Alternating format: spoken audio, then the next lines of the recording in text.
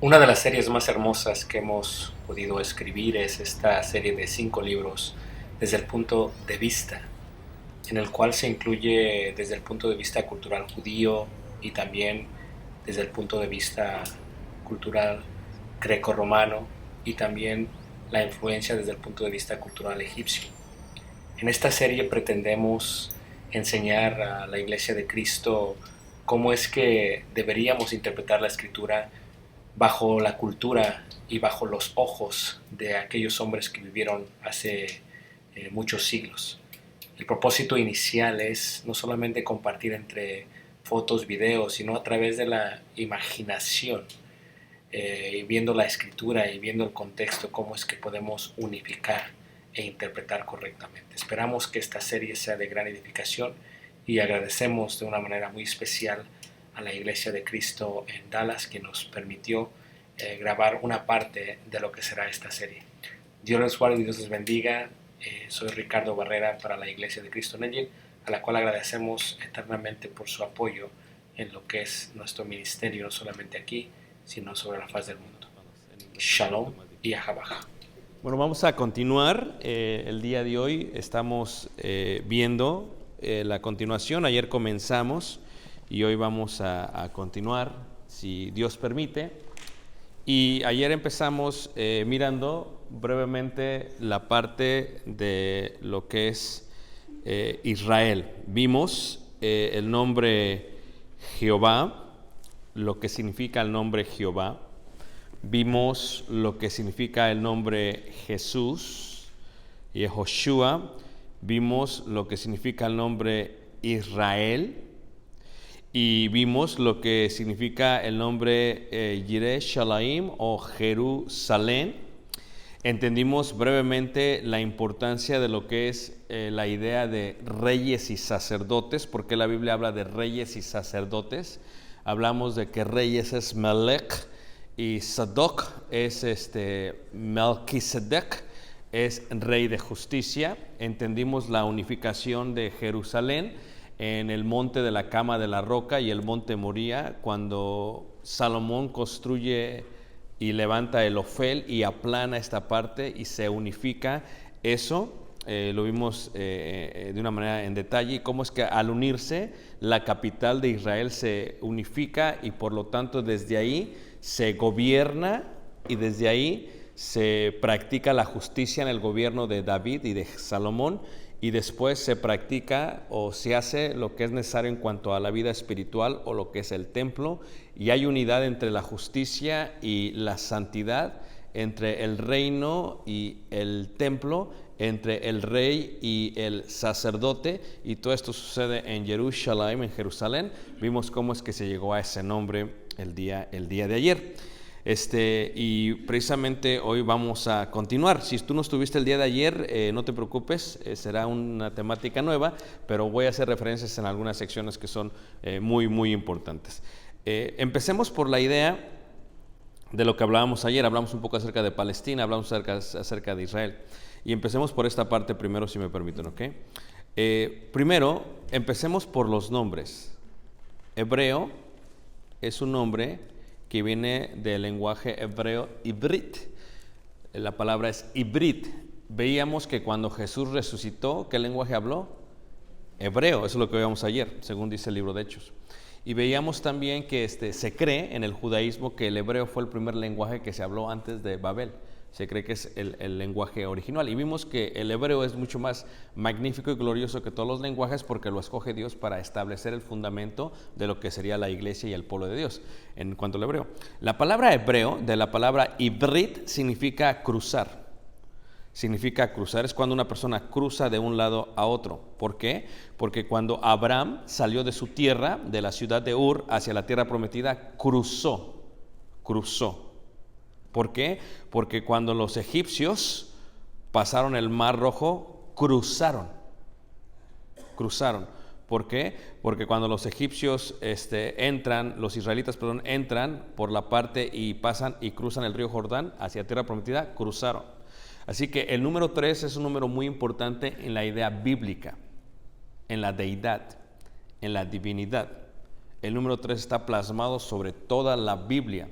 3 pisos en el arca, 3 cruces en el Calvario, etcétera, etcétera, etcétera, etcétera. Entonces tengo mucho que decir, poco tiempo de explicar, ¿ok?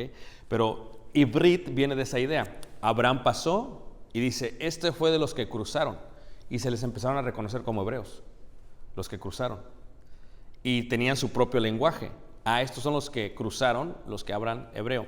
Y hebreo indica entonces, por lo tanto, raza primero y también lenguaje. ¿Ok? Es lo que es realmente la palabra hebreo. Cuando decimos hebreo, estamos hablando de raza y estamos hablando de lenguaje. Y son los que cruzaron 3 veces. Cuando salieron los israelitas, y cuando digo israelita en el nombre Israel, me refiero a los que pelean contra Dios. Eso lo vimos ayer. Yisra es pelear. Pelear, ¿ok? Contra Dios. ¿Ok? Eso es lo que significa israelita. Cuando salieron los israelitas y cruzaron el Mar Rojo, una vez más, al cruzar son los hebreos los que cruzaron. Cuando cruzan el río Jordán son los que cruzaron otra vez. Entonces, cuando hablamos de hebreos, es raza, es lenguaje, son los que cruzaron. ¿Ok? Es muy importante. Ahora, cuando salen los israelitas de Egipto, no salieron solamente ellos. Con ellos salió un grupo de personas. La Biblia les llama a los que no son naturalizados o naturales. Esto es, cuando salen los israelitas de Egipto, pensamos que solamente fueron ellos. No, se les pegaron muchos. Yo siempre digo, cuando uno está en México y te invitan a una fiesta, entonces te vistes de Catrín y vas a la fiesta bien contento en la calle y vas para allá. Entonces de pronto dicen, ¿dónde vas? Pues a la fiesta. A mí no me invitaron. No, pues entonces no vas. ¿Cómo no? Yo también voy. Y se pega. Entonces, invitan a una persona, después de unas 3 horas llegan 30 personas. Por eso ahora en México están pidiendo ya el boleto. ¿Cuánta gente? 2, pasen nada más 2. Antes no era así. Muchos se pegaban. La palabra pegar en el lenguaje griego es la palabra proselito. Los que se añadieron, los que se pegaron. Los prosélitos no son hebreos. Reitero, los prosélitos no son ¿qué? No son hebreos. Son extranjeros que se pegaron a los hebreos. La palabra correcta es añadir, los que se pegaron. Así que tenemos hebreo y luego tenemos número 1, número 3, prosélito. Esto es los que se pegaron. ¿Ok? Y luego, cuando llegan ellos, llegan al monte Sinaí, ¿verdad? Esto lo vimos el día de ayer muy brevemente, pero ellos llegan al monte Sinaí. ¿Y cuál es el propósito de la llegada al monte Sinaí? El propósito de la llegada al monte Sinaí es literalmente que se les van a dar los 10 ¿qué? 10 mandamientos, ¿ok? Entonces, la punta más importante es Musha, es el nombre de la punta más importante, ¿ok? Son 4 las puntas, 1, 2, 3, 1, 2, 3, 4, pero la más importante es la 5, que es Musha, ¿ok? Es la más importante. Y cuando llegan ahí, se les dan los 10 mandamientos, ¿ok? Y los 10 mandamientos son literalmente lo que es el fundamento de la ley de Moisés, o sea, del Torah. Eso lo vimos el día de ayer también. Son los 10 mandamientos. El número 10 en la Biblia es un número siempre que tiene que hablar con reglas, con gobierno, con legalidad, con pacto. Siempre el 10, 10, 10, 10, 10, 10. Eso es en simbología. ¿Ok? Entonces, los 10 mandamientos se dan. En los 10 mandamientos cuando se dan, ¿ok? No todos son mandamientos. Unos son mandamientos, otros son estatutos, otros son decretos, otros son preceptos. Levanten la mano, ¿quién estudió leyes aquí, hermanos? ¿Hay algún abogado entre nosotros? No attorneys here? Ok. Levanten la mano, ¿quién no entiende estas diferentes palabras? Los demás la entienden, se las pregunto, me las pueden explicar. Levanten la mano, ¿quién no la entiende, hermanos? Para no preguntarles a ellos. O sea, hay varios que no la entienden, ok. La palabra mandamientos indica, ¿ok?, una ley que Dios le da al ser humano. Es lo que significa la palabra mandamientos. Pero hay distintos tipos de mandamientos. Unos son estatutos, otros son decretos, y otros son preceptos. Y en el Sinaí se ofrecen estos mandamientos. ¿Ok? Los 10 mandamientos, 7 de ellos son preceptos. Los voy a explicar brevemente, de esto tengo mucho que decir, poco tiempo de explicar. Tendrán que ver la clase de Hebreos que dimos en YouTube para entender, creo que es la clase número 8 para entender esta sección, ¿ok? Número 1, ¿ok? Estatutos, decretos y preceptos. Estatuto es un mandamiento que tiene un orden de cómo se tiene que guardar y llevar a cabo. Por ejemplo, la Pascua es una fiesta, es un estatuto. ¿Cuándo? El 14. ¿De qué mes? De Nisan. ¿A qué hora? En la tarde. ¿Qué se tiene que matar? Un cordero de 1 año, sin mancha. Sépase cómo el mandamiento es que guarden la Pascua, pero el estatuto es cómo se va a guardar, es el procedimiento a guardarse. Eso es lo que la palabra estatuto. Por eso cuando tú ves, por ejemplo, si me acompañan en Deuteronomio, que veíamos ayer en el capítulo 6, mucha gente no entiende esta sección porque no le ponemos atención a las palabras, hermanos, pero en el hebreo tienes que ponerle atención porque cada palabra significa 6, 8 cosas en español. Eso lo veíamos ayer. Entonces en Deuteronomio capítulo 5, versículo 1 dice así, 5:1 dice, llamó Moisés a todo Israel y les dijo, oye Israel, oye significa ¿qué? Shema, oye es Shema, que es oír y ¿qué? Obedecer. Entonces ya no tenemos problemas con eso. Ok, muy bien. Dice, oye Israel, dice, los estatutos, ve, y ¿qué? Aquí ya vemos, y dices, bueno, espérame, ¿qué no es lo mismo? No es lo mismo. No es lo mismo, porque si fuera lo mismo, nada más diría los mandamientos. Ok, los estatutos son el procedimiento en que se guardan los mandamientos. Los decretos, ¿ok? Es un mandamiento que Dios da que no hace sentido al razonamiento humano, pero que aún así se tiene que guardar. Dices, a ver, explícamelo, barajéamela más despacio, man. Ok, les voy a dar un ejemplo, ¿ok? En el Antiguo Testamento se dijo que la mujer, cuando estaba pasando por su periodo, no podía acercarse al tabernáculo. Es ley. Es un decreto. No hace sentido acá. Todos preguntan, hermanos, ¿cuál sería la pregunta? ¿Por qué? Ahora, Dios no te va a decir, déjate lo explico. Aunque a ti no te haga sentido, lo vas a tener que ¿qué? Hacer, obedecer. Shema. Okay, no te voy a explicar. Entonces, qué hermoso que nuestros hijos entendieran ese concepto de decretos. A ti no tiene que hacerte razón, pero tú no lo tienes que ¿qué? Amén, hermanos. Pongan atención, jóvenes, ok, pongan atención. No estoy en contra de ustedes. El judío tiende a ser muy sumiso en ese aspecto con Dios. Un decreto, pues, es así. Yo te podría decir que la razón por la cual la mujer no se puede acercar tiene que ver porque la única sangre que se introduce al lugar, al atrio y al lugar santo, tiene que ver con la sangre de un sacrificio que realmente alguien que perdió la vida. Pero de eso tengo mucho que decir, poco tiempo de qué. De explicar, así que no voy a enfocar en esto, estoy explicando ahorita otra parte. Decreto, eso ya se requiere otro seminario para eso, ¿ok? Son decretos, ¿ok? Es un decreto. Entonces uno es estatuto, otro es decreto. Dice, oye Israel, dice los estatutos y qué, y decretos. Pero no solamente hay estatutos y hay decretos, también hay preceptos. Hay preceptos. Levante la mano, ¿quién no sabe qué es un precepto? Ok, lo voy a explicar. El precepto es una prohibición firme de Dios. Por ejemplo, los 10 mandamientos tienen 7 preceptos.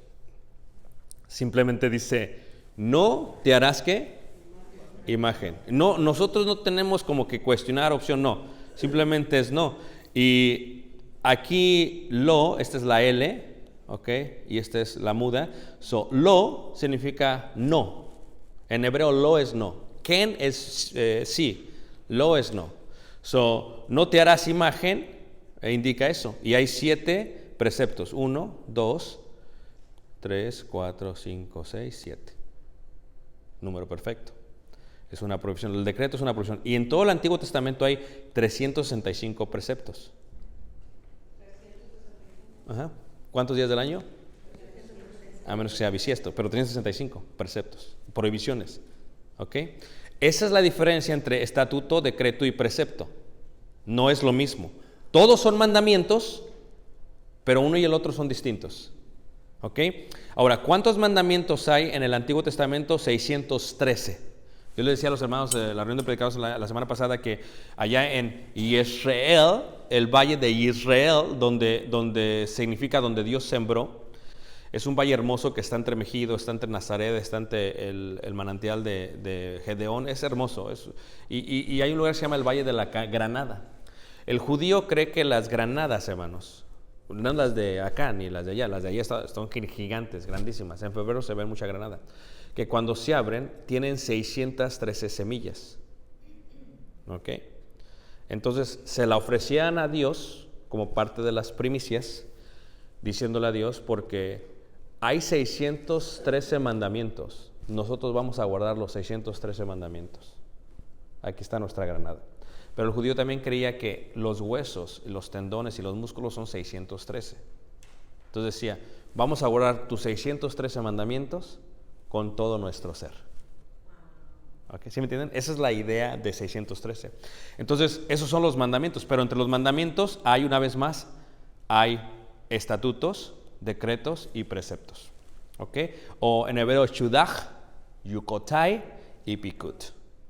¿Ok? En hebreo es lo que significa cada una de esas cosas. Ahí en el monte, ahí se les da los 10 mandamientos. Entonces se establece lo que es la ley.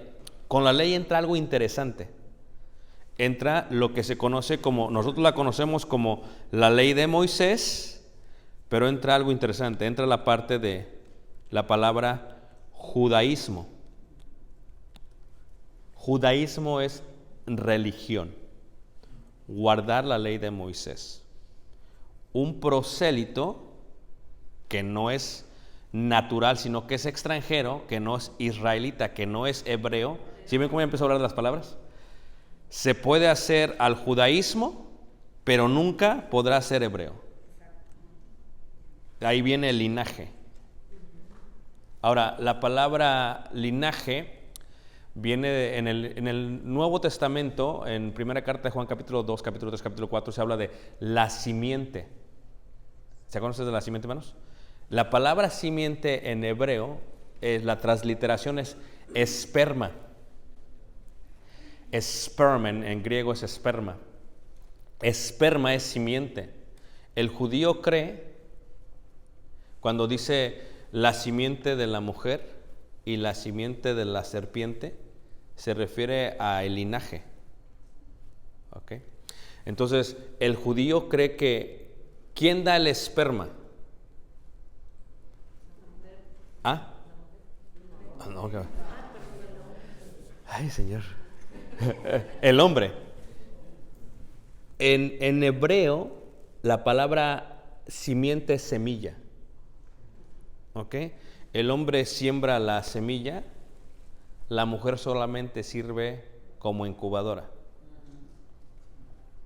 Por eso en Lucas 4 y Mateo 1, en los linajes no se mencionan mujeres, porque las mujeres no son las que dan el linaje.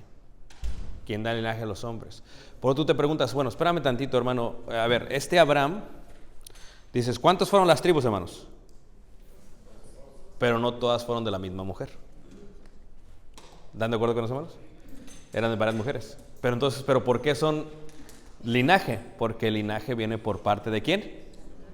De Abraham, del hombre. Entonces, lo que yo quiero establecer primero, hermanos, ahorita es, hebreo es raza y es lenguaje. Prosélito significa que no es natural, pero que practica el judaísmo. Y para que una persona sea prosélito o pueda practicar el judaísmo, necesita pasar por 5 pasos de conversión. ¿Ok? Para ser judío, puede haber un judío hebreo y puede haber un judío prosélito. ¿Ya me están entendiendo todo lo que estoy diciendo, hermanos? Por eso cuando decimos, ¿son judíos, hermanos? Vamos a aclarar la palabra. ¿Son judíos si todos practican la religión? No, ¿son judíos o no? Si todos practican la religión. No, ¿son judíos o no? ¿Te refieres si son de genealogía? Sí, entonces no se dice judíos, se dice hebreos. Y Hechos capítulo 6, cuando dice las viudas de los griegos, ¿y de quiénes más? De los hebreos, dices, ¿pero por qué? Porque los griegos eran los prosélitos. Exactamente. Y en la iglesia de Cristo en el primer siglo había una distinción grandísima entre los cristianos hebreos, los cristianos prosélitos y los cristianos gentiles. Es distinto, el lenguaje es importante para lo que estamos tratando de explicar. Entonces, cuando hablamos de la idea de prosélito, judío y hebreo, es importante entender eso. El judío empieza, una vez más, en el monte Sinaí, cuando se dan los 10 mandamientos, y empiezan a guardar. Son 5 pasos. Uno de esos 5 pasos, a ver, yo esto lo explico en el primer capítulo. Lo explico en el primer capítulo porque hay gente que no lo quiere aceptar, pero lo trato de explicar de la mejor manera en el primer capítulo del libro. ¿Okay? En el tercer libro hablo de otras cosas, pero el bautismo, muchos piensan que es la introducción por parte de Juan el Bautista. Levante la mano, ¿quién piensa eso? ¿Quién cree que Juan el Bautista fue el que introdujo el bautismo? No. El bautismo va mucho más allá de Juan el Bautista.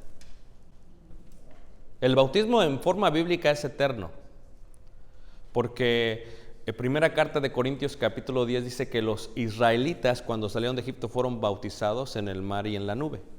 ¿Están todos de acuerdo con eso, hermanos? Es lo que dice Pablo. Ese es el bautismo. Pero el judío, hermanos, para poder entrar a Jerusalén, a la ciudad, tenía que pasar por un ritual de purificación. Y vean, no es lo mismo limpiar que lavar, que bañar, que purificar. ¿Okay? Uno de los grandes debates es cuando está David y ve a la mujer. ¿Lo han visto, hermanos? La mala interpretación es que se estaba bañando. Y ya nosotros en nuestra mente percibimos, bañarse significa cuando vas, te echas jabón y te estás bañando. No es lo que estaba haciendo la mujer. La palabra hebrea es, se acababa de salir del ritual del bautismo de purificación. Y eso ya cambia totalmente la historia de David. ¿Ok? Veamos entonces esta parte de esto. Esta parte del ritual del bautismo, primero, los bautisterios se llamaban mikbeit o mikbaot. Mikbeit o mikbaot. En todas las sinagogas antiguas, en todas, la sinagoga que fue descubierta primero está en Masada, en el desierto de Judea. Hay una sinagoga cerca de En-Gedi. Todas las sinagogas tienen bautisterios. ¿Ok? Todas las sinagogas tienen bautisterios. La pregunta es ¿por qué? A ver, vamos a ayudarnos. ¿Por qué todas las sinagogas tienen bautisterios? Esto es antes de Jesucristo, ¿eh? El sacerdote se tenía que purificar primero. Sí, pero la sinagoga no es el templo. ¿Por qué? A ver. Es cosas que no pensamos. Primero, la sinagoga se establece 400 años antes de Cristo. Y la ley de Moisés no dice nada acerca de la sinagoga. ¿Estamos de acuerdo? Se establece cuando están en cautividad en Babilonia y en Asiria. Es cuando se establece la sinagoga. Pero ¿por qué pusieron bautisterios? Tú vas a Corazín, a las ruinas, hay un bautisterio. Tú vas a Bethesda, en la sinagoga hay un bautisterio. Tú vas a Masada, en la sinagoga hay un bautisterio. Tú vas a En-Gedi, en la sinagoga hay un bautisterio. Son cosas que... Tú vas a Magdala, donde era María Magdalena, porque Magdalena no es un nombre. Magdalena en hebreo es Magdala, que significa torre. María Magdalena, en la cultura judía es... No hay apellidos, ¿ok? En la cultura judía es Simón, hijo de ¿quién? Jonás. Pero si no sabían quién era su padre, entonces Simón, ¿de qué ciudad es? Por eso es María, no sabían su nombre de su papá, es María de Magdala, una ciudad donde había una torre. Son Magdala, si tú le pones a tu hija Magdala o Magdalena, no es un nombre. Es como si le pusieras Es como si dijera Juan Carlos de Dallas, porque no sé su apellido. Y si no se sabía su nombre, el nombre del padre, ni la ciudad, es su país. Como José de ¿qué? De Arimatea. Eso es un país en África. O como Simón de Cirene. ¿Sí ven cómo? O como el etíope. Entonces, así es como se identificaban en aquel tiempo. ¿Okay? Cuando vamos a la parte de los mikvaots, donde quiera hay bautisterios. La pregunta es ¿por qué? Porque en el judaísmo, si un gentil quiere hacer prosélito y guardar el judaísmo, tiene que pasar por 5 pasos. Y parte de esos 5 pasos es el bautismo. Ahora pongan atención a esto, ¿ok? Porque esto les va a caer como un garrón de agua fría, ¿ok? La purificación de los que se hacían judíos era hecha por sí mismos. Esto es, se entra al bautisterio que está afuera de la sinagoga, se llega, la mayoría se tiene 7 escalones, algunos tienen 14, la mayoría tiene 7. Está separado con un separador en medio. Aquí hay una separación para que entiendas.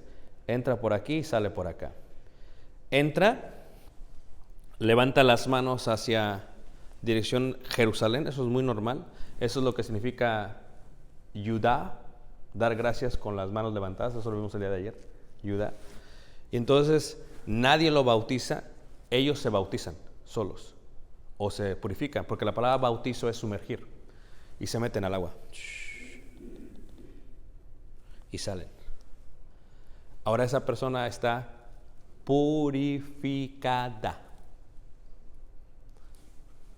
y también lavada y también limpia y también santificada, porque son 4 palabras distintas.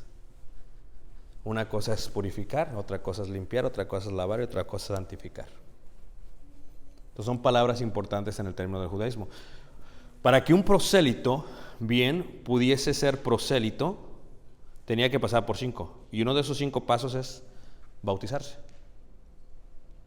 Entonces, cuando ves tú en la iglesia de Cristo, al inicio en el Pentecostés, no es algo nuevo.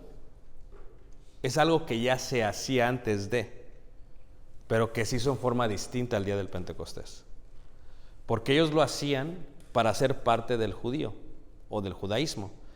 Pero también lo tenían que hacer, y eso era ley, lo tenían que hacer antes de entrar a Jerusalén. Eso es algo que ellos tenían que hacer antes de entrar a Jerusalén. Esta foto es, aquí ven la separación, ¿sí la ven? Son cientos de bautisterios a las faldas del monte Moría. Entonces, va un peregrino judío desde Galilea, 7 días caminando. Si lleva una mujer embarazada son 14 días, porque tienen que estar parando y parando. Ustedes saben eso. En la cultura judía, quien va arriba del burro o el caballo es el varón. La mujer es la que va caminando. ¿Amén, hermanos?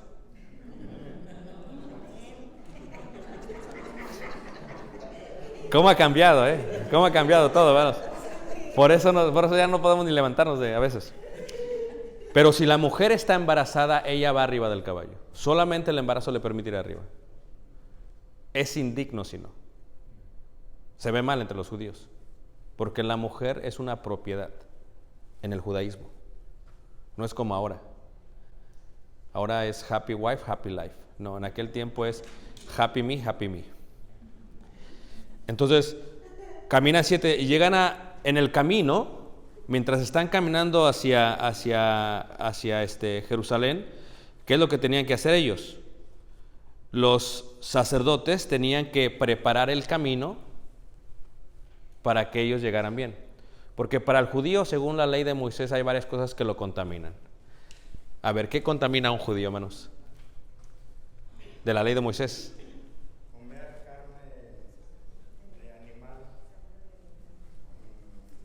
que no es escogido por Dios. Dame un ejemplo. El cuerpo ¿Por qué? es impuro, ¿Pero por qué es impuro? porque se mantiene en la suciedad. Es una razón. ¿Y por qué más? Porque el cerdo traga, no mastica.